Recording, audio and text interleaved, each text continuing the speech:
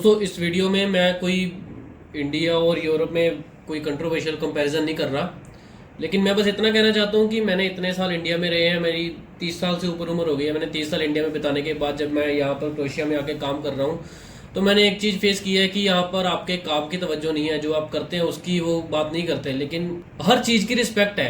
और अगर आप एक सफाई का काम कर रहे हैं और आप एक बहुत बड़े बिजनेसमैन हैं तो वो इस चीज़ को लेकर डिफ्रेंशिएट नहीं करते कि ये बड़ा है या छोटा है, वो दोनों सिमिलर हैं। कोई वीआईपी नहीं है, कोई नॉन वीआईपी नहीं है। और आज की वीडियो में मैं बताना चाहता हूँ कि यूरोप क्यों बेटर है इंडिया से। ये तो मतलब हर चीज़ में आप कंपैरिजन करते रहोगे तो आपको कुछ ना कुछ मिलता रहेगा।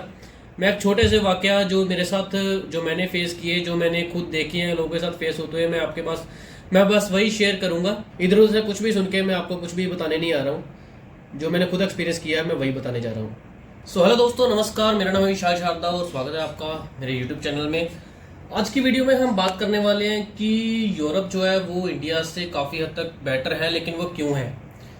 मैं आपके साथ दो वाक़या शेयर करना चाहता हूँ। सबसे पहला वाक़या मेरे साथ हुआ जो मैं आपको वो शेयर करूँगा, लेकिन दूसरा वाक़या जो है ना वो आप बिल्कुल, आपको वो भी सुनना चाहिए कि मतलब यूरोप में रहना वाकई में यार ऐसा सोच नहीं सकते कि इंडिया में ऐसा कभी हो सकता है।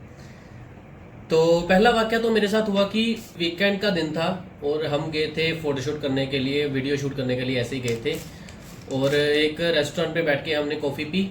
मेरे पास मेरा बैग था जिसमें मेरे कुछ डॉक्यूमेंट्स भी ज़रूरी थे, मेरा पावर बैंक था, मेरे कार्ड्स वगैरह थे और लॉकर की कीज़ थी जहाँ पे मैं काम करता हूँ, और काफ़ी कुछ और भी चीज़ें थी। और सैटरडे का दिन था, हमने शूट किया दोपहर 2-2:30 बजे हमने वहाँ पर शूट किया। हम घर आ गए। सैटरडे का दिन भी निकल गया सारा, संडे का भी सारा निकल गया। मंडे को मेरी इवनिंग शिफ्ट थी और इवनिंग शिफ्ट में जब मैंने जॉब पे जाना था तब मैं अपना बैग ढूंढ रहा था और मुझे मेरा बैग नहीं मिला। तो तब मुझे ख्याल आया कि मेरा बैग रह गया उस रेस्टोरेंट में। तो मैं जॉब पर भी ऐसे ही चला गया बिना बैग लिए।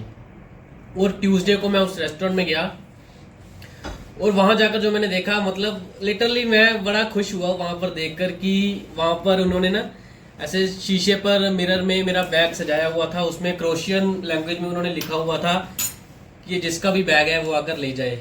और आप मान सकते हो कि मतलब कोई वो बैग लेने भी नहीं गया मेरे अलावा। और जब मैं वो बैग लेने गया उन्होंने कोई सवाल जवाब, कोई कुछ नहीं किया, आपका इसमें क्या है, आप प्रूफ दो, ये वो। तो फिर भी मैंने, जो हमारा इंडियन नेचर है, हमने फिर भी मैंने पूछा कि आपने ये बैग किसी और को क्यों नहीं दिया, मतलब कोई और लेने नहीं आया। तो उस लड़की का जवाब था कि जिसका होगा वही आएगा सर, और ऐसे कोई थोड़ी आ जाएगा। तो मैंने कहा कि ये मेरा ही बैग है।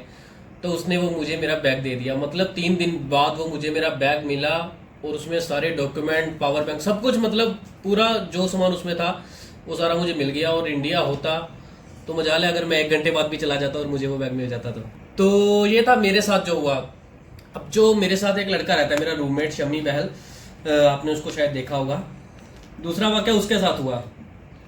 वो मेरा दोस्त गया था टोडीला खाने के लिए।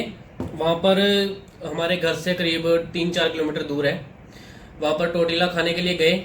उसका वॉलेट वहीं कहीं गिर गया, उसको याद नहीं। वॉलेट में उसके बैंक का कार्ड, ऑफिस का कार्ड, जिम का कार्ड, टीआरसी और 150-200 यूरो भी थे शायद। और मतलब सारे ज़रूरी डॉक्यूमेंट थे जो भी थे। तो वो जब घर पहुंचा उसने हाथ लगाया अपनी पॉकेट में तो उसके पास वॉलेट नहीं था। उसने, मतलब वो ज़्यादा वो हो गया कि मुझे, मैं क्या करूं, कैसे करूं। मैं, सबसे इम्पोर्टेंट आईडी थी टीआरसी। मतलब अगर आपके पास टीआरसी यूरोप में नहीं है तो आप इलीगली गिने जाते हो। तो उसके पास टीआरसी नहीं थी उस टाइम और वो वक्का रह गया कि मैं अब क्या करूं क्या ना करूं। तो उसके पास जो अकाउंट में उसके यूरो थे उसने सारे पहले वो मुझे ट्रांसफ़र किए। जब उसने ट्रांसफ़र किए पैसे, उसके साथ साथ ही उसको एक बैंक से नोटिफिकेशन आया कि डियर शमी बहल, आपका जो पर्स है वो आपका इस जगह पर गिरा था, वो आपका पर्स इस पर्सन ने उठाया है, उसका नंबर ये है, आप उनसे कांटेक्ट कर लें और उनसे आप अपना पर्स कलेक्ट कर लें। और इतना होने के बावजूद उसने जो है वो नोटिफिकेशन सिर्फ ऊपर था, उसने जब खोला तो उसको मैसेज नहीं दिखा, मतलब वो उसको उस पर्सन का नंबर नहीं मिल पाया। उसने दोबारा बैंक को मेल की कि आपने ऐसे मेरे को नोटिफिकेशन भेजा था तो मुझे वो नोटिफिकेशन नहीं मिल पाया, मेरे को बंदे का नंबर भी नहीं मिल पाया, अब मैं क्या करूं। तो बैंक ने फिर उसको रिप्लाई किया आधे घंटे बाद कि डरने की बात नहीं है, आप सुबह 10 बजे बैंक में आ जाएं, हमने उस बंदे को बोल दिया है, वो बंदा यहीं पर आ जाएगा और आप अपना पर्स कलेक्ट कर लेंगे। और वो सुबह 10 बजे उसने अपनी जॉब से छुट्टी की। वो सुबह 10 बजे बैंक पहुंचा और वो बंदा वहाँ पर उसको मिला उस पर्स के साथ सारे डॉक्यूमेंट उसके पूरे थे, सारे यूरो उसके जितने थे उसमें सब कुछ वैसा ही था जैसा पर्स गिरा था। और उसने उसको बंदे को 100 यूरो देने का सोचा कि मैं आपको भाई 100 यूरो ले लो आप, आपने इतना मेरी मदद की, मेरा टीआरसी मेरी इसमें थी, मेरे बहुत ज़रूरी डॉक्यूमेंट थे। लेकिन वो बंदा उसको बोलने लगा कि भाई मेरे को क्यों पैसे दे रहा है, ये तुम्हारा पर्स है, तुम्हारे पैसे हैं, तुम रखो अपने पास। तो फिर भी इसने कहा कि यार आपने इतनी मेरी मदद की है, आपके लिए मैं क्या कर सकता हूँ, कुछ आप बताओ। तो कहता कि मेरे लिए कुछ नहीं करना, आप इंडिया से हो मुझे पता है, लेकिन जब भी आपको मौका मिले तो यूरोप में लोगों की मदद करना, यूरोपियन लोग बड़े हेल्पफुल होते हैं। तो मेरा बताने का मकसद ये था कि अगर इंडिया में आपका कभी पर्स गुम जाए तो पर्स मिलना तो दूर, अगर आपने उसकी एफआईआर भी करानी है ना तो आपको 3 से 4 चक्कर लगाने पड़ेंगे। तो उस वहां पर बिना 3-4 चक्कर लगाए, बिना एक भी चक्कर लगाए आपको पर्स आपके घर पर आपको नोटिफिकेशन आ रही है कि आपका पर्स गिर गया है, इस बंदे से पर्स उठा लो। तो मतलब इससे अच्छी जगह रहने के लिए और क्या हो सकती है। अगर आप एक बार इंडिया से बाहर निकलेंगे आपको ऐसे ऐसे लोग मिलेंगे, आपका रहने का तरीका, बोलने का अंदाज, लोगों से बात करने का, मतलब आपका सारा ट्रीटमेंट बदल जाएगा। तो ये थी इतनी सी वीडियो। मुझे नहीं पता आपको इसमें कुछ अच्छा सुनने को मिला कि नहीं मिला, लेकिन ये मैं लिटरली आपको बताना चाहता था। बाकी अगली वीडियो में फिर बात करेंगे। अभी मैं इंडिया में ही हूँ, थोड़े दिन में क्रोएशिया आ रहा हूँ। मैं आपको बताऊंगा कि क्रोएशिया आते वक्त आप अपने साथ क्या सामान लेकर आए, क्या ना लेकर आए। मैं पहली बार गया था तो अंधाधुंध सामान लेकर गया था जिसकी मुझे ज़रूरत भी नहीं पड़ी थी। मैं जल्दी नई वीडियो बनाऊंगा पैकिंग के दौरान, तो आपको बताऊंगा आपको क्या लेकर जाना चाहिए क्या नहीं। तो अगर आपको वीडियो अच्छी लगती है मेरी तो चैनल को शेयर करें, सब्सक्राइब करें।